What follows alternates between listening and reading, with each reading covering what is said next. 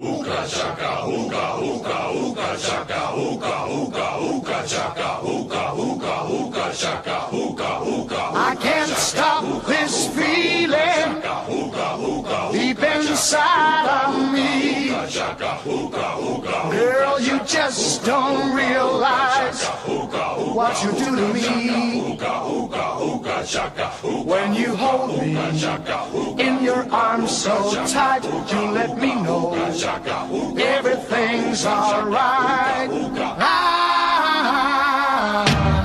hooked on a feeling, I'm high on believing that you're in love with me. Welcome to week 6 of the Bill Neese's Coaches Show. I'm your host, Chip Hare. With us is head coach Bill Neese. And coach, the trophy behind us really says it all. Indians go down to tip a canoe, affectionately known here in Piqua as Tip City. Get the win 28-3. Not only get the win, but they wrap up the Miami Valley League Championship in week 5 with 1 week to spare. Nice to have a league title behind us. Nice to have another win on the road. Just a good week altogether for the Piqua Football Indians. It was. I think we came into the game with a pretty good plan on both sides of the ball, what we wanted to do. Tip, is an excellent football team. They have good structure. They do things very soundly, and you have to execute against them. There are certain things that you say, well, that looks easy. It's not easy. It's not as easy as what it seems.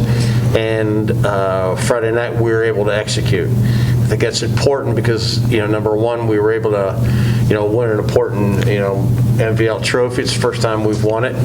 And I think more importantly, now we got a chance to move on, to Sidney next week. We had a good opportunity to celebrate and get back to business then on Saturday, once we corrected our mistakes as we normally do. And we always talk about here, everything's on the 7-day cycle, and we're back into the 7-day cycle already. Yeah.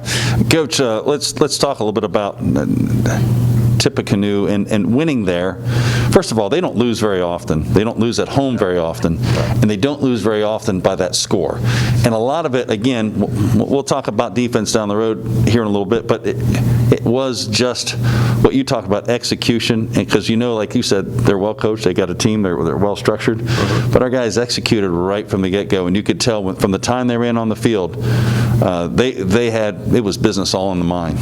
I think it was, and I think there's 2 or 3 teams that run a similar type of defense, not quite exactly like the flavor they run it, but we had a decent framework of it that we had an opportunity to work on this summer, and we also had an opportunity to talk to a lot of different people about some of the things that the pros and cons of how to block a certain thing this way or this way. And so I think our players were confident when we walked in that we simplified everything and we said, okay, these are, we're going to go in with maybe 3 running plays, but those 3 running plays, we can hit any one of their independent movements. We can make sure that when we're on our track, we know, where our target is, right. So to speak.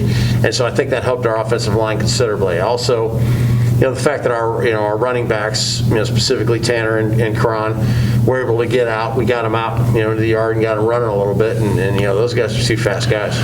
Karan Coleman, as we've talked about in previous shows and even last year, he had an outstanding night. The table was set for him to have an outstanding night, but he executed that, and boy, he got around those edges, and when you get off of the edges like that, it's hard to catch him. It was amazing. It was, he reminds me so much of Scott Foster. Just being able to get out there and just go. He gets to that spot, and you can just kind of feel it. Some running backs, you say, I'm not sure, and everybody on the sidelines feels the same way, that he gets to a certain point, and he's like, he's gone. Yeah. And Medley's got that quality also, and Tanner's that mix. He's that smooth guy that just makes people miss. He goes in there, you can't get a clean shot at Tanner. He's constantly dipping the shoulder, moving back and forth. He's got moves. I know Ronnie's so explosive. Medley's so explosive, but Tanner's just got those smooth moves. Different looks for different backs, and we have, again, a lot of different weapons. Yeah. Another offensive statistic, when you look at the stats, if anybody didn't look at the score and you just looked at the stats, you would figure, this game was pretty close. Mm-hmm. The one thing that was the major thing that stuck out of all of them was the 4th down conversions. We were 3 for 3. And that is so huge, and not just that you get 4 more downs, but psychologically to that other team, the fact that you did it 3 times to them, that really boosts your team, that really kind of makes them think twice about what are we dealing with here. And again, it's that confidence level, So there's always the age-old question, in a tough situation, do you do, as an offensive coach, do you do what you do best, even though, they know it? And if you are successful, it's like, well, we just do what we do. If you're unsuccessful, obviously everybody's going to say, well, they knew what you're going to run. They knew it was coming. So I think that we have enough confidence in our offensive line, on a couple of levels that we felt like we were able to do that. There's some years that I would have punted. Other years, you don't.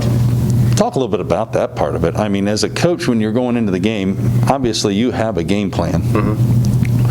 When you come into a 4th down scenario, do you kind of know going into that situation? Obviously, you're going to look at where you are and in relationship to the game, but do you pretty much know as a coaching staff, hey, if we're in a 4th down scenario and we've got a situation where we're in a decent field position, we're going to go for it? Or do you just wait and see what the moment looks like? All the above. I think sometimes I know beforehand. Sometimes I'll tell the coaches we're not, we'll get the ball and I'll say we're not punting. Or this drive. We get the ball, maybe it's typical situation would be we get the ball 65 yards away, I say we're not punting. So we'll go for it no matter what. And then they in their mind know that as they're formulating a 3rd down play, if it's 3rd and 7, they know they don't have to get that whole 7 yards. Right. Maybe they only have to get 3. And then because they know they're going to get a 4th down. So you have to let those guys know earlier, so you can let them formulate their plan. And then there's sometimes when I just get a feel that we should go for it, one way or the other. It depends a little bit on the defense also. So if they've just been on the field for a pretty long time, and I see a chance to keep them off the field a little bit, we'll go ahead and take that shot and do it that way. So like I said, it's kind of all the above. Never sure. Sometimes you have it in your mind. It just depends a lot of times. Talk about the defense, and when we talk at defense, we talked about that last week, and you went into detail about that, but there's a couple of things that was stuck out about the game. As again, 3rd game in a row that we hold a team without a touchdown. A couple times we gave them short fields. There's one stat, if you look at it, 1 turnover, but that 1 turnover, Aiden Meyer gets an interception, a forced turnover, there at the end of the 2nd quarter, right about the end of the 1st half. Huge momentum swing. That could have been a huge thing for them. Again, our defense, Aiden, reading, all that, but it starts up front, I know, on the line, and then your linebackers, but all that set up and in a short field, that put a lot of pressure. That was a true test for a defense.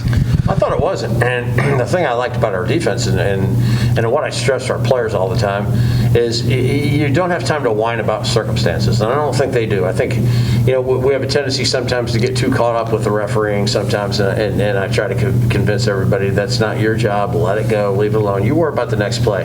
Because I really think sometimes if you're complaining about the officials or if you're complaining about different things, then you're not focused on the next play. And that's what you need to be doing. You need to be focused on the next play. And I thought our defense did an excellent job of going on the field and saying, that's fine, we're at 30-yard line.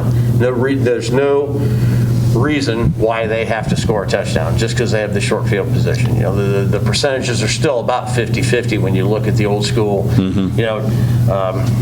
Coach Nealon from Tennessee had the little gridiron box, and everything was set out to the exact percentage, and you're still about 50-50 up there anyway. Well, certainly that was a big play. One other thing, we'll talk about Tip City game. I thought the start of the 3rd quarter, they've got the ball, we're coming on defense, and really sent a message on that first series in the 2nd half.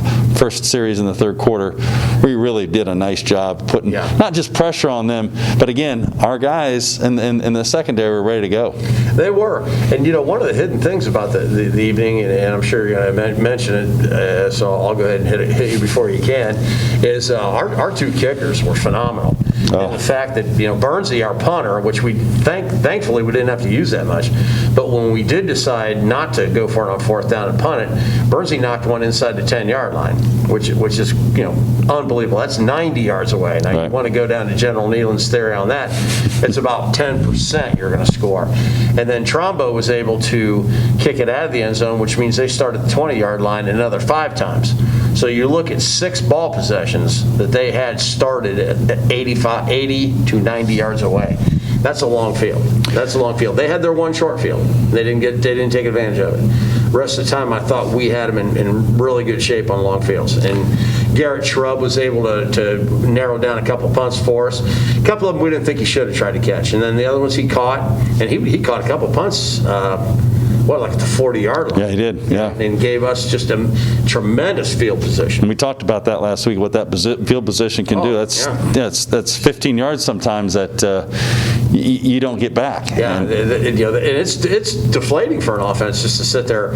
Every time somebody scores, you see that ball just go boom, it's out in the street somewhere. And you're looking down the goalpost is somewhere down there. It's 80 yards away, 90 yards away. Well, you said it last week that special teams was going to play a part of it, and that was certainly that is a huge part. And a couple of things to the punts. We're talking about punts that were high and gave your defense a chance to get down there and not give them a chance really to get in a good position to get returned. And a team that has returned 2 kickoffs for touchdowns, let's not forget that they didn't get a chance to.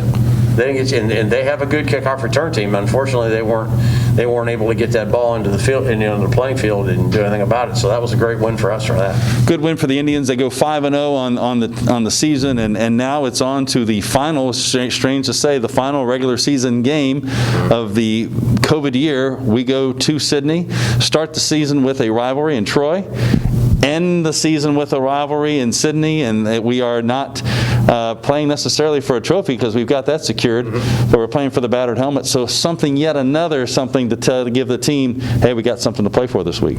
Yeah, and it'll be a great atmosphere. Sidney's explosive. Always have great respect for what they do. Every time you see them on film, they're always playing well. They're always sound. Everything is, sometimes they just get well coached. Breaks. Yeah, I like what I've always said it. I like what Adam's done with the program. I think that it's a stable program now, and they try to do things the right way. And so it's going to be another big contest for us. Battered helmet is important to us. I think anytime you put something up like that, you want to win it. You want to win it, and I would hesitate to say though that if there was no battered helmet, we'd still want to win that game just as much. Sure. But so it's always something a little special after the game that you either get maybe a trophy or you get the Battle of the Miami trophy or the battered helmet, whatever the case may be. So our players look forward to it. You had said something last year in the Bill Neese's Coaches Show. We talked about a rivalry, and a rivalry isn't a rivalry unless the other team is making it competitive and they're winning. And there for a while, Piqua was dominating that series, and Sidney has made it much more of a competitive rivalry here in the last several years. Yeah. And our kids know that. So it's not something you take for granted. No. And now, again, we appreciate the fact Sidney's making it competitive. They don't have to get too competitive now here. But the fact is that those guys they've stepped up the game quite a bit. Yeah. And they play football the right way. And I think almost every team in our league. And I don't, like I've said before, I don't sit before our players every week and rate teams and say, okay, this is an average team, non-average team. We should beat these guys by 4. We should beat these guys. All we do is we present the information. We present the information. We watch the film. We show them the good things that people do. We don't necessarily sit there and show bad plays and go, look, they're not very good. And everybody we play is good. Everybody, it doesn't matter where you're playing. This year, everybody at some point looks good, and everybody can beat you. Coach, you and I have these conversations all the time, and not just during football season, but out of the season. People start paying attention to you a little bit more when you're winning. Mm-hmm. So the questions then come, hey, you got a big game this week. Hey, you got Sidney this week. Or if it was Troy, you got Troy. Whether we're playing, and we said this last week in the show, whether you're playing Troy, you're playing Greenville, you're playing Tip, you're playing Sidney, or you're playing the defending state champions, we're not taking this week anything different. We're going to present that scouting report and that film the same way. We're not changing our tone. We're not going to get more excited for this one. It's the same way, steady Eddie, every week. And that's the way it should be. And if everybody would do that, hopefully you'd be able to avoid what those things called upsets. And what we'd like to do is we'd like to make sure that we're paying attention to everybody. We never want to underestimate anybody. Well, Coach, talk just more specifically a little bit about Sidney. I know they're quick and they have some very good athletes. What can we expect to see from them this year? Well, they're running a spread offense. similar to what pretty much everybody in the league's running, trips, in 2x2 package. They have statistically, they're dominating the Miami Valley League right now. Their quarterback is the number 1 quarterback in terms of yardage. Their running back is number 4 in terms of yardage. And unbelievably, their 4 top receivers are numbers 2, 3, 4, and 5 in the league. So everybody in their offense is represented. All their offensive linemen have great experience. Now, I know they've had a couple of them hurt, but if they put everybody out there that's supposed to be out there, they've got 5 guys that have had great experience. I know one of them played defense last year, but the rest of them have all been offensive linemen in that program for a while. So I think offensively, they're gaining some yards. They're putting some yards out. They're putting some points on. And they could put some points on. Yeah, and defensively, they changed a little bit of their philosophy from the 3-3 and more of into a 50. And it reminds us a little bit of a Springboro type defense, and they play it well. They play it well. They're forcing turnovers, they're forcing mistakes, and they go after the football. Yeah, I anticipate them to have a lot of speed, and again, a lot of things that they can throw the ball, they can run the ball, they'll come at you a lot of different directions. Exactly. On the defensive end, what should the Indians anticipate? Well, I think, like I said, I think they've switched a little bit of gears from the 3-3 to the 50, and they've got 2 linebackers that make a ton of plays for them, and then they've got the big group of offensive linemen kind of alternate in, similar to what Troy does, and play those three spots in the middle, and really try to get into the B gap and try to cause some problems and have a big nose. And we're fortunate that we're big in the middle. We've got 2 giant guards and a giant center. So I think the theory of the tip of the spear has got to be the most powerful. I think we've got that this year. So we're fortunate that we can kind of match up a little bit with some of the people that are big up front. Well, it should be a good one on Friday night, no doubt. Week 6, generally the last week of the season, we're talking about, well, this could be a game that if we win, we're in the playoffs. This year, everyone's in the playoffs. We've not talked about the playoffs yet, but this week, the playoffs will be released. We're actually seeding teams, very similar to that basketball seeds their teams. Coaches are doing that Monday and Tuesday of this week, and then results will be shared on Thursday. What's a little different for you as a coach going into this? This is your first time going into, hey, everybody's in. What have you found that's different for you this time? Because this is your first time approaching it this way. Well, usually at this point, let's say this would be the 9th game of the season. Usually at this point, if it's the 9th game of the season, you have an indication of who's in, who you're going to play, and who's going to be out. And you've got Joe Eitel mathematically eliminating people, and it's pretty cut and dry. There's no surprises. There's 25 teams, and it's a bingo tumbler. You got 4 or 5 of them that are pretty good, hopefully seeded. Then everybody else is just you're rolling the tumbler. You don't know where it's going to be. You don't know if Cincinnati knows anything about. Troy's a very good football team. You don't know if anybody in Cincinnati knows anything about Troy. We're a good football team. We don't know if anybody in Cincinnati knows about us, and then vice versa. I know Turpin's a very good football team. Does Lima Senior know anything about Turpin, whether or not they're going to vote them, number 1 or number 2? So I think that's where the variable comes in, not just having that random. So there is the what do you know, what don't you know, and you haven't had necessarily a chance to watch film on those other schools. Well, everybody was supposed to write up a brief bio. You had 200 words to summarize, your season. Right. So we tried to do that as best we could, and then hopefully everybody reads that though. But I think it's going to be a lot like what happens at the all-league meeting, and that is you take the time to draw up all this stuff. But I think everybody in there already has in their head kind of who they think is going to be here and here and here. Because coaches, mostly, I know we do. I don't know about other coaches, but we know who the teams are in Cincinnati. I mean, I know how good Turpin is. I know how good LaSalle is. I know how good Kings is. We played all those teams. Right. We played everybody. Down there. So we have an indication, and just hopefully everybody else will. Well, as we look at Joe Eitel's, which is the general numbers that we look at every year, in our region. We are number 1 in our region, which is a nice thing. And in other years, it put us as a number 1 seed, and we know we're going to play the 8th team. This year, you just said, we're number 1, and we hope maybe we get a top 4 seed, and could potentially mean a bye. That's a whole nother subject. We'll talk about that next week if that should happen. But there's a lot of different variables as to what that can do, and how you coach your football team moving forward is, I'm sure you're putting that in, formulating that in your mind right now. Yeah, it'll be different. We got a lot of things to anticipate. Every once in a while, I might think of something and write it on a piece of paper and throw it somewhere. But the emphasis, as you all know, is on Sidney this week, and that's our big thing. And then we'll get a couple nuts and bolts here and there and pick up. You can't just put your head in the sand and say, well, I don't care about anything until after the end of this week, because you actually have to be voting and doing some stuff. But I think generally, if you keep everything in perspective, keep everything in the proper folder, when the time comes, you can pull it out and we'll use it when we need it. Information, go. Coach, let's talk a little bit about our seniors. The senior feature of the program tonight, two gentlemen that have been very impactful, quiet in one, a little bit more boisterous in the other, but 2 people that truly have people hear who and how they play, Dylan Chaney and Garrett Schrubb. Well, first of all, start off with the chain man. I mean, he has been an excellent player for us for the last 2 years. Paid his dues as a JV player, and then last year was a receiver for us, and then also started 2 or 3 games. He was our backup outside linebacker and started a couple games at outside linebacker for us. So he's had great experience along those 2 lines, and in addition, being on all of our special teams. Now, coming into this year, we had a couple teams that we thought were going to be probably more of a power team, a bigger team, and based on some of the stuff he did, he's a big, strong, kid in the weight room and everything, but he's also quick enough and agile enough to play basketball. Kind of put that together when we moved him to inside linebacker.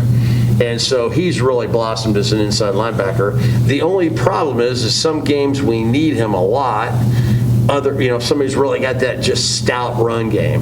And then other games, when people are gone 5 wide, then 2 inside linebackers are not necessary. So one game he plays a lot, another game he doesn't play a lot, but in the meantime, he is just putting it together, in any special team he can. So we're very fortunate of his versatility to be able to move from outside to inside linebacker. What you get with Dylan Chaney also is maturity and understanding what you just said. If he doesn't get in that particular game because of the schemes, he's going to understand why, and he's not going to be on the sideline pouting. Correct. He's going to do what he's got to do mentally to keep himself up, ready to go, and then come to practice the next week ready to do his thing. Hope he's coming to practice hoping somebody's got an H-back in their offense. If he sees H-back in the offense, he knows what's coming. Yeah, he knows the paycheck is coming that week. And then now Garrett, on the other hand, he has also been a 3-year player for us, and again, versatile as heck, also plays basketball. The biggest thing about him he has been injured a lot of his career here, and just the nagging stuff that he just couldn't get going. I know I felt so bad for him last year, he just could not get going. Toward the end of the year, he was able to come in healthy and probably put together one of the best defensive games against Troy last year that we've ever had a safety play. He ended up and had 13 solo tackles, and we were not playing very well up front. When your safety has 13 solo tackles, obviously your linebackers are getting creased quite a bit, and he was able to save probably 13 touchdowns in the course of the game. And so we really felt going into the season that he's going to be somebody that can contribute on both sides of the ball. He's a heck of a special teams player. He's catching the punts, which is the most dangerous job in football, probably the hardest job in football. He's one of our outside receivers, does an excellent job blocking, and then he also plays safety for us. So we definitely get our money's worth from him. He's a great athlete, and he gets stuff done for us. Well, and as you mentioned, the basketball piece with Shrubby and then also Dylan, both of those guys had, I think, just breakout years in general for them last year, both in football and in basketball. Yeah. Actually, Dylan catches the touchdown against Troy last year. And, of course, basketball, both of those guys have made an impact that our program has really seen some success. So, again, those multi-sport athletes really come to through. And both of those 2 good gentlemen, too. Those kind of kids that you would say, hey, I want my kid hanging out with that guy. Yeah, great kids. Great guys. Yeah. 2 different ones, 2 different leaders and 2 different styles, but ones that we certainly have appreciated. Definitely. Coach, we are going to wish you luck as we head to Sidney on Friday night, and we muddle through what will be yet our 7-day cycle, and we'll look forward to seeing you back here next week. Thank you very much. We will be back on part 2. We're going to meet Dylan. We're going to meet Garrett. You're going to see the two different personalities, but yet two strong pieces to the Indians puzzle. Welcome to part 2 of the Bill Neese's Coaches Show. I am now with the players' senior portion of the program. We're going to allow themselves to introduce themselves and the position that they play. I'm Dylan Chaney. I play middle linebacker. I'm Garrett Schrubb. I play wide receiver and safety. Garrett, at below here, we see really kind of how the season's been going so far. We usually talk to our seniors about what the goals are. I got to believe goal number 1 has been taken care of. You know, we're a team that we just look for the next week, so that might have been a goal in the past, but now it's over, and now we're just looking for the next thing. Garrett, you said something that was very striking after the Tip game. Everybody was excited. It was a big win, obviously, and you went on the road at a very good team. Everyone's excited. Going along with what you just said, it was a goal. It was nice. Now we're on to the next thing. You said we could have played better. We've got some improvement we've got to make. So, yeah, I mean, there's always something that we can do better, and there's a bunch of flaws, and we should have scored more. We should have had we should have been a little more productive on the offensive end, and we just have to get it together this week, go to work, and come back out Friday night. I think that shows you a sign of a good team. It's nice that we've won 5 games. It's nice that we've got a little hardware here, but we got more to do. Yes, we do. Dylan, let's talk a little bit about the season so far. What has it been that you think that makes this team a little different, a little bit more special than some of the other teams that you've been a part of? We come back every week and we work harder every week. Well, we have film. Whenever we watch film, we go over everything. And I just don't think any other teams go over film as much as we do. The details, no question, is really important, and the devil is in the detail. You talk about hard work coming in. We're going into week 6. Traditionally, week 6, you start to get a little physically and mentally fatigued. You start to get a little bit more bumps and bruises. I'm sure that's happening, but there's got to be some encouragement knowing that we're part of something that's something special, a little bit bigger than ourselves. Yeah, we make sure we don't have any of those bumps and bruises by working out. We make sure we're all healthy and we work as a team. Garrett, let's talk a little bit about just being a senior and being a part of a team and all the hard work that you have to put in the off season and the chemistry amongst this group. You've got a pretty special group. Just being in the locker room with you guys on the sidelines, you work hard, but you guys have fun with one another too. You're not afraid to jostle one another and tease one another and have a few laughs on the sideline, especially you. Yeah, I mess with a lot of people just because, I mean, football does start to wear on you after a few weeks, so you always have to have someone that's in there getting a little fire underneath people, still keeping everyone like attentive and ready to roll. So, but having a little fun with it at the same time. Yes, so the fun comes along with being like right on them the whole time, just saying stuff to them, getting them fired up, and it's just something you can laugh about, and it's something that's going to be really great to look back at. Dylan, we get into playing a game that's pretty important this week. It's an unusual year. You've got the last regular season game coming in week 6.